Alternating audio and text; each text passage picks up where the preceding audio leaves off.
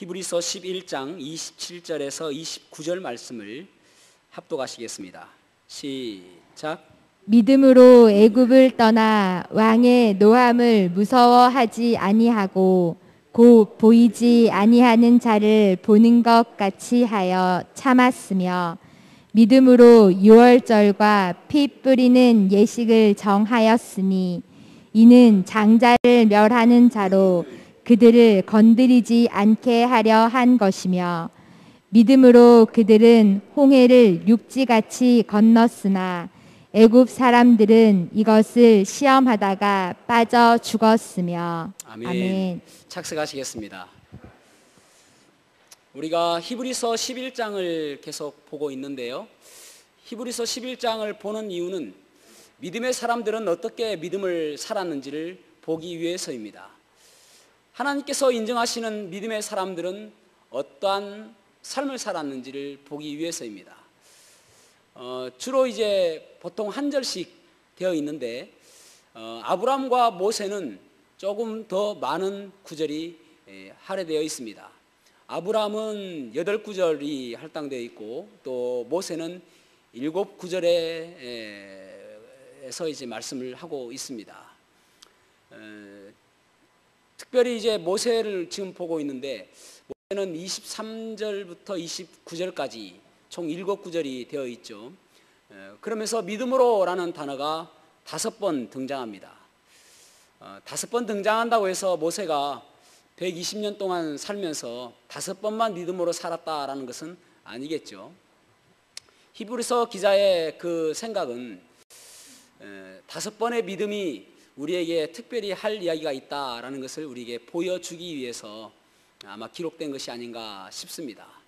여러분, 우리가 믿음으로라고 계속 11장에서 믿음장이라고 이야기하고 있는데 어떤 사람이 우리에게 물어본다면 당신은 어떻게 살고 있습니까? 라고 묻는다든지 또 연세가 좀 지긋하신 분들에게는 당신은 평생 동안 어떻게 살았습니까? 라고 묻는다면 여러분들은 어떻게 대답하실 수가 있겠습니까? 저는 믿음으로 살았다. 나는 믿음으로 살고 있다. 그렇게 대답하는 그러한 대답이 되었으면 좋겠습니다. 세상 사람들은 대부분 이제 사는 것에 대해서 폼나게 살고 싶다라는 이야기를 많이 합니다. 그래서 요즘에는 뭐 많이 쓰지는 않지만은 옛날만 해도 폼생 폼사라는 말도 있을 정도였습니다. 폼으로 살고 폼으로 죽는다. 그런 말이죠. 폼나게 산다는 것은 무엇을 의미할까요? 세상 사람들은 폼나게 산다는 것은 좀 돈도 좀 많이 벌고 또 여자분들은 명품백 좀 걸치고 또 뭐 보석 같은 거 좀 귀에 달고 또 메이커 있는 옷도 좀 입고 좋은 자동차 몰고 뭐 이런 것들을 폼나게 사는 인생이라고 하지 않을까요?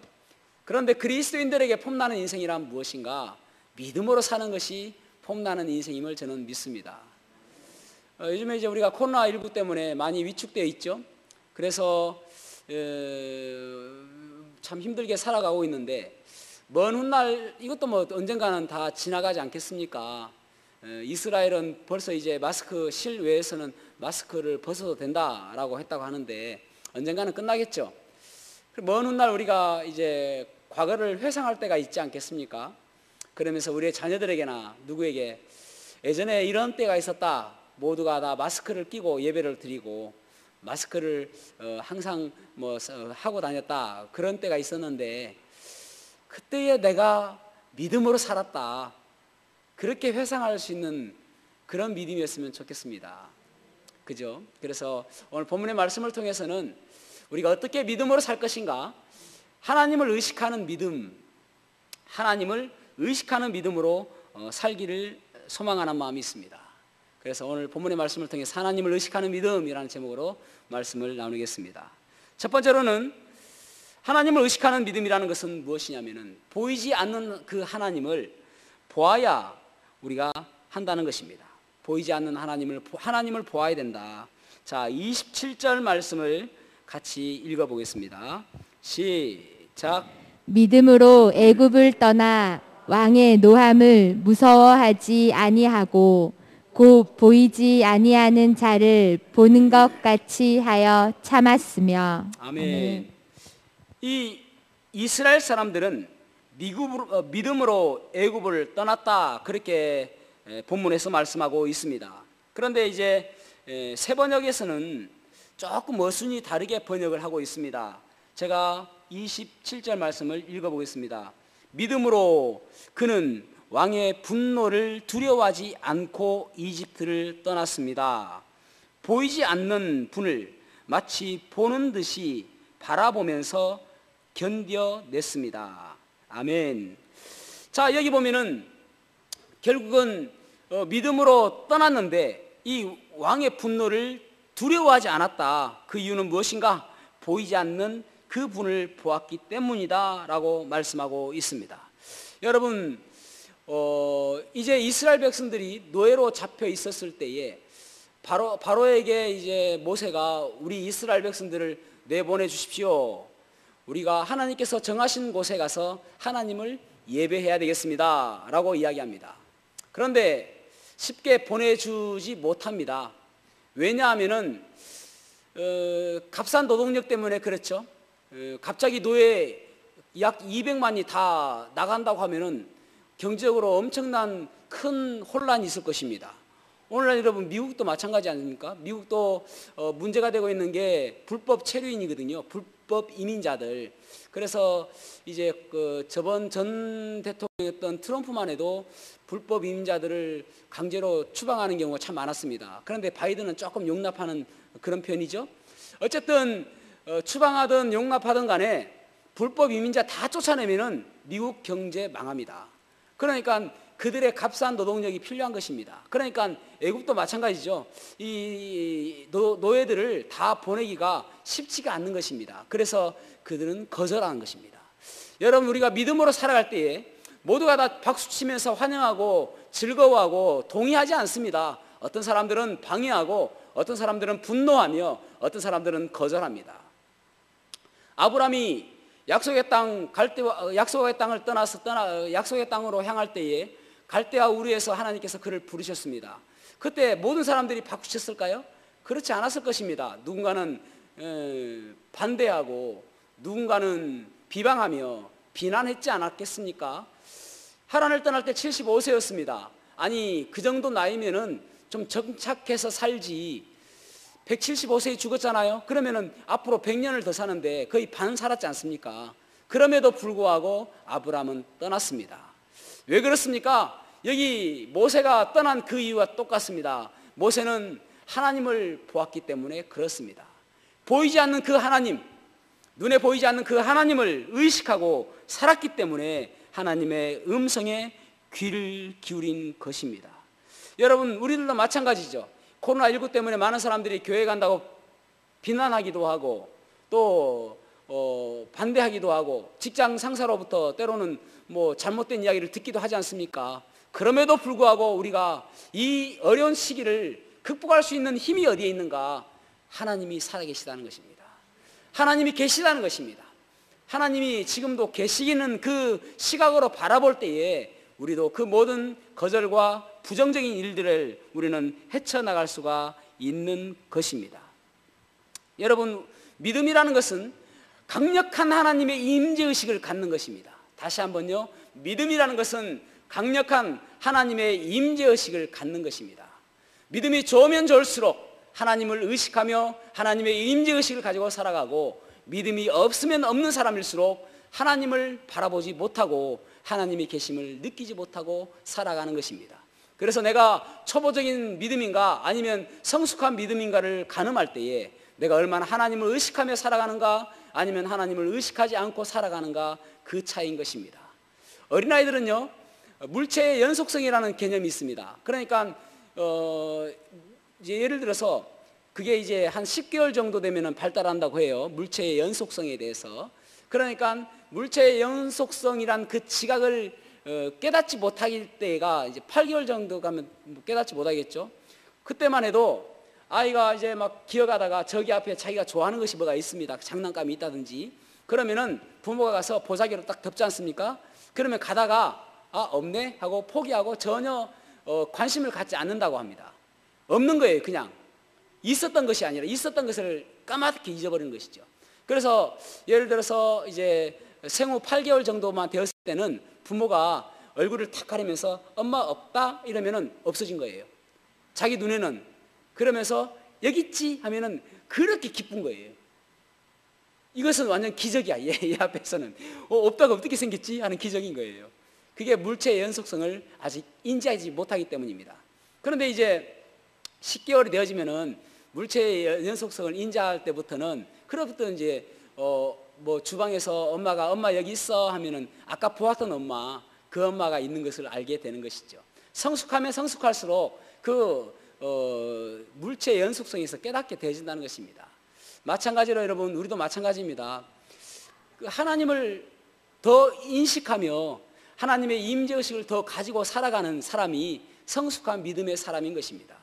가끔 이제 군인들에게 보면은, 뭐 TV 같은 데 보면은 군인들이 이런 안경을 딱 끼는데, 그것이 무엇이냐면은 적외선 안경, 적외선 뭐 쌍안경도 있고 그러지 않습니까? 그러면은 그것을 딱 끼고 보면은 그 어두운 가운데서 육안으로 볼 때는 전혀 보이지 않던 사람이 다 보이는 거예요.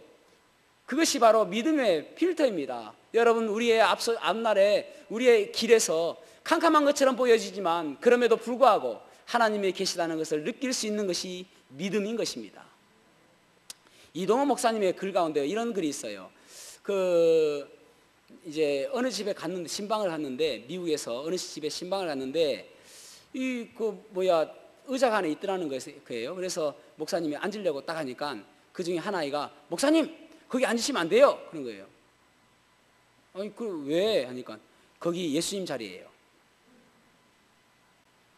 거기는 예수님 자리라는 것입니다. 그래서 간혹 그 동생하고 형하고 막 싸우다가도 형이 그런데요, 야야야, 예수님 저기서 듣겠다, 싸우지 말자, 그런다는 것입니다. 여러분, 하나님을 보고 하나님을 의식하며 살아가는 삶, 그것이 우리들에게 힘이 되어지고 믿음이 되어짐을 기억하시기를 바랍니다. 그 하나님을 의식하고 살아갈 때에 우리가 힘이 나는 것이죠. 여러분, 주님께서 우리 성경에서 우리에게 두려워 말라라고 말씀을 많이 하십니다. 두려워 말라, 두려워 말라. 그런데 그 두려워 말라라는 것과 그 말씀과 항상 짝이 되어서 나오는 단어가 무엇이냐면은, 내가 너와 함께 하겠다 예요. 그저 두려워 말라라고 말씀하시는 것이 아니라, 너 그냥 무서워하지 말라라고 이야기하는 것이 아니라, 내가 너와 함께 하여 주겠다. 그래서 예수님의 이름을 무엇이라고 이야기합니까? 임마누엘레, 하나님. 임마누엘은 하나님이 우리와 함께 계시다 함이라. 하나님이 우리와 함께 계시다. 여러분, 이 코로나의 어려움 가운데서 하나님이 우리와 함께하여 주십니다. 우리를 지켜주실 줄로 믿습니다. 그 하나님을 의식하며 살아가는 저와 여러분이 되기를 주님의 이름으로 축복합니다. 두 번째로는 보혈의 능력을 의지해야 함을 알 수가 있습니다. 보혈의 능력을 의지해야 된다. 자, 28절 말씀을 읽어보겠습니다. 시작.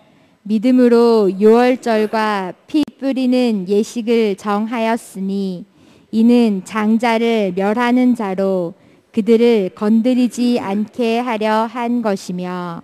아멘. 아멘. 이제 이스라엘 백성들이 이 이집트 애굽으로 와서 약 430년이 흘렀습니다. 너무나도 고통스럽죠. 처음에는 좋은 관계였지만은 이제는 노예처럼 그들을 부리고 그렇게 힘겹게 살아가고 있습니다. 그래서 하나님께 부르짖죠. 그래서 하나님께서 아브라함과 약속했었던 그 약속의 땅 가나안으로 그들을 이끌어 주십니다. 그런데 쉽게 내보내주지 않죠. 그래서 하나님께서 그들에게 여러 가지 재앙을 내립니다. 첫 번째 재앙은 나일강이 피로 변하는 재앙이었습니다. 그들의 식수 근원이 피로 변한 것입니다. 두 번째로는 개구리 재앙을 내리십니다. 세 번째로는 이 재앙을 내리십니다. 네 번째로는 파리 재앙을 내리십니다. 다섯 번째로는 돌림병 재앙을 내리십니다. 여섯 번째로는 종기, 재가 아니고 종기 재앙을 내리십니다. 그 다음에 일곱 번째로는 우박을 내리십니다. 그 다음에 메뚜기 재앙을 내리시고, 그 다음에 흑암 재앙을 내리십니다. 그렇게 9가지 재앙을 내리십니다. 그럼에도 불구하고 바로의 마음은 더 강팍하여져서 보내주지 않습니다. 그러자 하나님께서 마지막 재앙으로 이제 장자의 죽음, 초태생, 맏아들, 그래서 이제 사람과 가축에 숨이 붙어 있는 모든 것들의 첫 번째 것들을 죽이십니다. 그런데 이스라엘 백성들에게는 뭔가 그 재앙에서 해결할 수 있는 방법을 하나님께서 주셔야 되겠죠. 그래서 이스라엘 백성들에게는 1년 된 어린 양 또는 염소, 구약 성경에서는 우리가 이제 신약 성경에 뭐 양민족, 염소민족 하니까 양과 염소를 좀 나쁘게 보는데 구약 성경에서는 양과 염소를 구별하지 않습니다. 양이나 염소나 똑같이 이야기하시거든요. 그래서 양이나 염소나 1년 된 것을 잡아서 그 피를 우슬초로 뿌리라. 어디를 뿌리느냐? 좌우 문설주와 그리고 문인방, 문지방, 그래서 좌우 상하 이렇게 문틀이죠. 문틀을 다 뿌려라. 그러면은 그 피를 보고 죽음의 사자가 넘어가게 될 것이다. 그렇게 이야기를 합니다. 그래서 이스라엘 백성들이 뿌려서 그들은 살았다라고 우리는 알고 있죠. 여러분, 우리가 한번 생각해 봐야 될 것이 무엇이냐면은 우리는 결론을 다 알잖아요. 그래서 별로 대수롭지 않게 생각하는데 그것이 정말 믿어질까요? 그것이 정말 피만 뿌리면 우리 살 수 있을 것이다. 피를 뿌리면 우리는 죽지 않는다고 하더라. 믿어질까요? 바로왕도 그렇지 않았겠습니까? 바로왕도 그 이야기를 들었을 때에 그 이야기에 솔깃한 마음이 있었겠죠. 그래서 철통같이 수비를 하지 않겠습니까? 죽음의 사자 왔을 때에 우리 아들들은 죽이지 않을 것이야. 죽지 않게 할 것이야. 그런 마음이 있었겠죠. 그래서 바로는 철통같이 수비를 하고 했는데도 불구하고 성경에 보면은 왕좌에 있는 그 왕으로부터 그리고 감옥에 있는 죄수에 이르기까지 모든 신분, 고화, 빈부, 격차를 막론하고 모두가 다 맏아들이 죽었다라고 말씀하고 있습니다. 다 죽었습니다. 그러니까 여러분, 그때에 이스라엘 백성들이 이것이 과연 쉽게 믿어졌을까라는 거예요. 그래서 이스라엘 백성들도 누군가는 이 피를 뿌리지 않음으로 인해서 죽은 사람이 있었을 것입니다. 중요한 것은 무엇이냐면은 그 피를 뿌렸느냐 안 뿌렸느냐예요. 이 사람이 얼마나 높으냐, 이 사람이 애굽 사람이냐, 이 사람이 이스라엘 사람이냐가 중요한 것이 아니라 그 피가 있느냐 없느냐에 따라서 그들은 죽고 살았던 것입니다.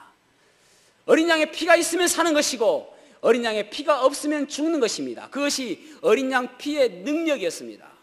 그런데 여러분, 성경에서 예수 그리스도의 보혈의 능력은 얼마나 대단한지 말씀하고 있습니다. 레위기 17장 11절에 보면은 이렇게 말씀하고 있습니다. 육체의 생명은 피에 있음이라. 내가 이 피를 너희에게 주어 제단에 뿌려 너희의 생명을 위하여 속죄하게 하였나니 생명이 피에 있으므로 피가 죄를 속하느니라. 아멘. 이 피가 있을 때에, 이 어린 양의 피가 있을 때에 그들을 용서해 주시고 살려주었던 것처럼 예수 그리스도의 보혈의 피가 우리에게 있느냐를 따져보는 거예요. 그것이 예수 그리스도의 보혈의 능력입니다. 그래서 요한일서 1장 7절에 보면은 뒷부분을 보겠습니다. 뒷부분에 뭐라고 이야기했냐면은 이 아들 예수의 피가 우리를 모든 죄에서 깨끗하게 하실 것이요. 아멘. 예수 그리스도의 보혈로 우리를 깨끗하게 하여 주신다라고 말씀하고 있습니다. 이 사람들이 이 어린 양의 피를 발랐을 때 살았던 것처럼 우리가 예수 그리스도의 보혈이 우리의 삶에 뿌려지고 우리의 가슴에 뿌려질 때에 그 사람은 살아나는 것입니다. 피가 없으면 그들은 죽었던 것처럼 우리가 예수 그리스도의 보혈을 믿지 않는 사람들은 모두가 사망의 그 권세에 놓여 있게 되는 것입니다. 중요한 것은 피가 있느냐 없느냐예요. 여러분, 참 우리가 사람들이 보면은 이 예수 그리스도의 보혈을 잘 믿지 못합니다. 그 당시에 이 어린 양의 피를 믿지 않았던 것처럼 세상 사람들이 잘 믿지 못합니다. 그래서 우리가 참 어떻게 생각하면은 이 세상에 종교가 여러 가지가 있는 것처럼 보여지지만 종교는 두 가지입니다. 하나는 기독교이고 하나는 다른 종교입니다.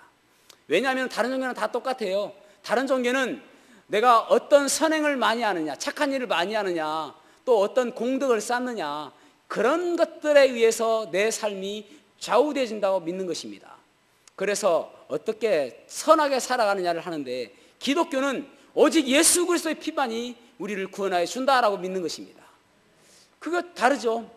그런데 희한하게도 사람들은 기독교를 믿기보다는 다른 것을 믿기를 더 좋아합니다. 너무나도 쉽게 미신은 믿는데 너무나도 어렵게 이 기독교는 믿지 않는다는 것입니다. 여러분, 세상에는 어떻게 생겼는가가 창조와 진화 두 가지밖에 없는 거예요. 창조는 하나님께서 계시다면 창조하셨을 것이고, 하나님이 계시다고 생각하지 않으니까 진화밖에 없는 것입니다. 그러니까 세상은 두 종교밖에 없는 거예요. 하나님이 계시다고 믿으면 하나님 믿는 것이고, 하나님이 계시다고 믿지 않으냐면은 이 다른 미신을 믿게 되는 것입니다. 사람들은 얼마나 똑똑하냐에 따라 다른 것이 아니에요. 사람들은 그냥 그렇게 믿는 것입니다. 1996년 1월 14일 날 우리나라에는 꽤 아주 위상이 나타나는 그러한 날이었습니다. 그날이 무슨 날이냐면은 우리나라 자체 인공위성을 개발해서 우리나라 기술로 무궁화 2호를 쏘아 올린 날입니다. 미국 플로리다 주의 한 공군기지에서 이 인공위성을 쏘아 올렸습니다. 무궁화 2호입니다. 세계에서 22번째, 대단하지 않습니까? 세계에 얼마나 많은 나라가 있습니까? 그런데 그 22번째 우리나라 기술로 인공위성을 쏘아 올린 것입니다. 그런데 여러분, 그때에 20명의 과학자들이 무엇을 했는가? 쏘아 올리기 전에 고사를 지냈습니다. 무엇으로 고사를 지냈는가? 우리나라 같으면 돼지머리 돼지머리 우리가 구하기가 쉽잖아요. 왜냐하면 우리나라는 그런 일들을 많이 하니까. 근데 미국에서는 돼지머리를 구하기가 어렵습니다. 그래서 바베큐를 놔두고, 돼지 바베큐를 놔두고, 아니 그 전에 어떤 일이 있었냐면 무궁화 1호가 실패했거든요. 그래서 두려움이 있었겠죠. 염려가 있었겠죠. 걱정이 되었겠죠. 그래서 그 염려와 두려움과 걱정을 그 돼지 바베큐를 놔두고 그들은 우리에게 성공하게 해주십시오 빌었단 말입니다. 우리가 생각할 때 너무 우스운 일 아닙니까? 그런데 그 사람들은 진지했습니다. 여러분, 오늘날 많은 사람들이 우리가 미신이라고 이야기하는 것에 대해서 진지하게 그것을 믿음으로 받아들이는 사람들이 얼마나 많은지 모릅니다. 그것은 예수 그리스도를 믿지 않기 때문에 그렇습니다. 하나님을 믿지 않냐면은 그렇게 될 수밖에 없는 거예요.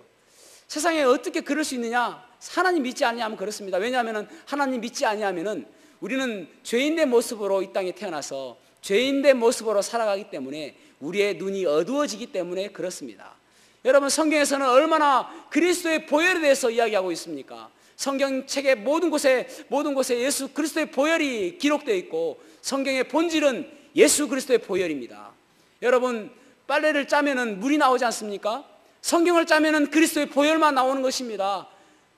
구약 성경을 짜면은 어린 양의 피가 강같이 흘러나오게 되고, 신약 성경을 짜면은 예수 그리스도의 보혈이 바다처럼 흘러나오는 것입니다. 성경에는 오직 예수 그리스도의 보혈밖에 없습니다. 그 보혈만 믿어야 우리가 구원받을 수 있고, 보혈을 믿어야 살 수 있고, 보혈을 믿어야 우리가 구원받을 수 있다라고 이야기하는 것입니다. 이 보혈의 능력, 그래서 찬송에 이런 찬송이 있잖아요. 그 주의 보혈 능력이 있도다, 그의 피 믿으오. 주의 보혈 그 어린 양의 매우 귀중한 피로다. 주님의 보혈 때문에 우리가 구원받는 것입니다. 그 보혈이 아니면은 구원받을 수 있는 방법이 아무것도 없습니다. 이 이스라엘 사람들이 이 죽음의 사자로부터 구원받을 수 있는 단 유일한 방법, 어린 양의 피이듯이 우리가 천국으로 갈 수 있는 유일한 방법, 우리가 지옥에 가지 않는 유일한 방법은 오직 그리스도의 보혈밖에 없음을 기억하셔야 되는 것입니다. 그래서 우리가 믿음으로 그리스도의 보혈의 능력을 믿으며 살아가는 그러한 모습이 되기를, 저와 여러분이 되기를 바랍니다. 그럴 때 우리가 예수 그리스도 보혈을 믿을 때에 우리로 믿는 것으로 끝나는 것이 아니라 믿지 않는 다른 사람들을 바라보며 예수 그리스도의 보혈의 능력을 증거할 수 있는 담대함이 생기게 되는 것입니다. 세 번째로는 우리가 낙심하지 아니하고 전진해야 됨을 알 수가 있습니다. 낙심하지 아니하고 믿음으로 전진해야 된다. 29절 말씀을 읽어보겠습니다. 시작. 믿음으로 그들은 홍해를 육지같이 건넜으나 애굽 사람들은 이것을 시험하다가 빠져 죽었으며. 아멘. 여기 출애굽한 이스라엘 백성들이 믿음으로 홍해 바다를 육지같이 건넜다라고 말씀하고 있습니다. 그 출애굽기 14장에 가면은 이 홍해 바다를 건넜을 때 이스라엘 백성들의 상태를 말씀하고 있습니다. 하나님께서 이스라엘 백성들을 믹돌로, 홍해와 믹돌 사이로 그들을 이끄셨다라고 말씀하고 있습니다. 믹돌이라는 말은 무슨 말이냐면은 그 천연 벽이 돼 있는 그것을 믹돌이라고 이야기합니다. 그러니까 좌우에는 천연 벽으로 쫙 올라가 있어서 사람들이 그곳을 갈 수가 없게 되어 있고, 앞에는 홍해 바다가 가로막혀 있습니다. 그런데 뒤에는 이제 이스라엘 백성들을 치기 위해서 이 애굽의 군사들이 지금 몰려오고 있습니다. 자, 이런 상황에 처해 있습니다. 앞으로 갈 수도 없고, 그리고 옆으로도 갈 수 없고, 뒤로도 갈 수 없는 사면초가의 그런 상태에 처하게 된 것입니다. 얼마나 두려울까요? 도저히 헤쳐나갈 수 있는 길이 없잖아요. 마치 구석에 몰린 쇠양지처럼 그들은 두려워 떨었습니다. 그런데 오늘 본문의 말씀을 보면은 믿음으로 그들은 홍해 바다를 육지같이 건넜다라고 말씀하고 있습니다. 아니, 이스라엘 백성들이 믿음으로 건넜다라고 말씀하고 있어요. 그런데 출애굽기 14장 11절 보면은 그들은 이 모세에게 원망하기를 뭐라고 이야기하냐면은, 아니, 우리를 매장지가 없어서 이곳에 몰고 와서 우리를 죽이려고 하느냐, 그러면서 이야기하기를 우리가 애굽에 있을 때에 우리를 그저 내버려 두라라고 하지 않았느냐, 우리가 애굽 사람을 섬기겠노라라고 하지 않았느냐, 그런데 굳이 우리를 데려와 가지고 이곳에서 죽게 하느냐라고 이야기해요. 믿음의 사람입니까? 믿음의 사람이 전혀 아닌 거예요. 내버려 두라라고 이야기합니다. 내버려 두라. 그냥 우리를 좀 내버려 두지. 사실 맞습니다. 이스라엘 사람들은 처음에는 그들을 내버려 두라라고 이야기했습니다. 그런데 나중에는 기쁜 마음으로 나오게 되어지죠. 여러분, 내버려 두라라고 해도 하나님께서는 절대 내버려 두지 않으십니다. 하나님의 백성들을 포기하지 아니하시고, 때로는 아픔을 주시고, 때로는 고난을 주시고, 때로는 코로나를 통해서라도 이렇게 세우셔서 천국으로 이끌어 주시는 분이 하나님이신 것입니다. 내버려 두는 것이 하나님의 징계인 것입니다. 어떤 분들 그래요. 아니, 요즘에 왜 교회를 안 나오시냐고, 좀 나오시라고, 예배에 좀 나오시라고 이야기하면은 좀 내버려 두세요 그래요. 그런데 하나님께서는 내버려 두지 않으십니다. 그 사람이 구원받은 사람이라면은 반드시 회초리를 드셔서라도 이끌어내시는 것입니다. 그런데 여러분, 여기 보면은 이스라엘 사람들이 믿음으로 이제는 홍해를 건넜다라고 이야기하잖아요. 여기 29절에서 그렇게 까불고 그렇게 원망하던 이스라엘 백성들이 결국은 믿음으로 홍해를 건넜다, 그렇게 이야기하잖아요. 부정적인 것들은 하나님께서는 기억하지 아니하시고 그냥 그들이 믿음으로 걸었다라는 것을 이야기하는 거예요. 왜 그렇습니까? 그들 가운데 믿음의 한 사람이 있었기 때문에 그렇습니다. 믿음의 한 사람이 그들을 모두 믿음으로 이끌었기 때문에 그 모든 삶을 믿음으로 하나님께서는 인정하여 주시는 것입니다. 그 말씀이 어디에 있냐면은 출애굽기 14장 13절에서 14절 말씀, 출애굽기 14장 13절에서 14절 말씀, 이 고백을 우리가 우리의 입술로 고백해 보겠습니다. 같이 읽어보겠습니다. 시작. 모세가 백성에게 이르되 너희는 두려워하지 말고 가만히 서서 여호와께서 오늘 너희를 위하여 행하시는 구원을 보라. 너희가 오늘 본 애굽 사람들을 영원히 다시 보지 아니하리라. 여호와께서 너희를 위하여 싸우시리니 너희는 가만히 있을지니라. 아멘. 여기 모세의 믿음은 무엇입니까? 하나님께서 우리를 위해 싸우실 것이다. 여러분, 하나님께서 우리를 위해서 싸우실 줄 믿으십니까? 지금도 하나님께서 우리를 위해서 싸워주실 줄로 믿습니다.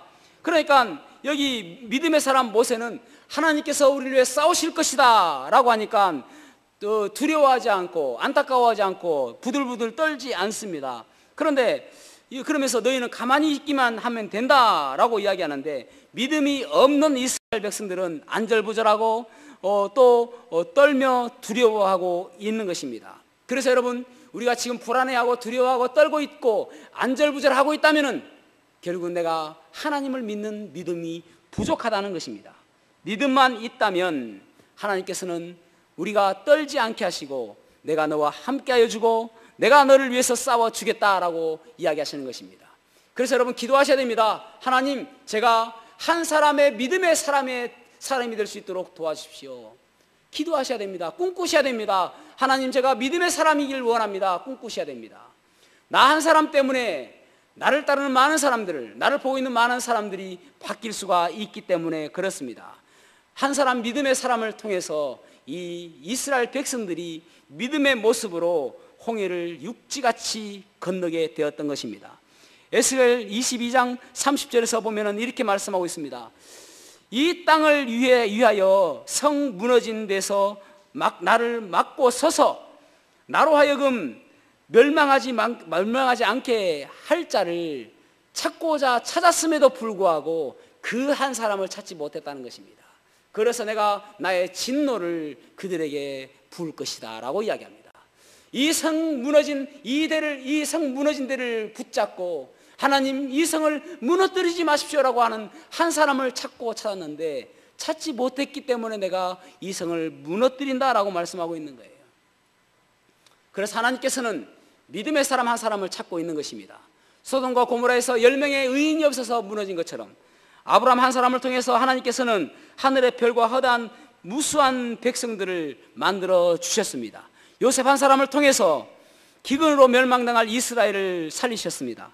모세 한 사람을 통해서 이스라엘을 출애굽시키셨고, 에스더 한 사람을 통해서 진멸할 위기에 처한 이스라엘을 구해내셨으며, 다윗 한 사람을 통해서 열방 가운데 하나님의 영광을 선포하셨으며, 다니엘 한 사람을 통해서 참 포로 시절 구루터기 같은 그런 믿음을 표본을 만드셨고, 느헤미야 한 사람을 통해서 무너진 예루살렘 성벽을 재건케 하여 주셨습니다.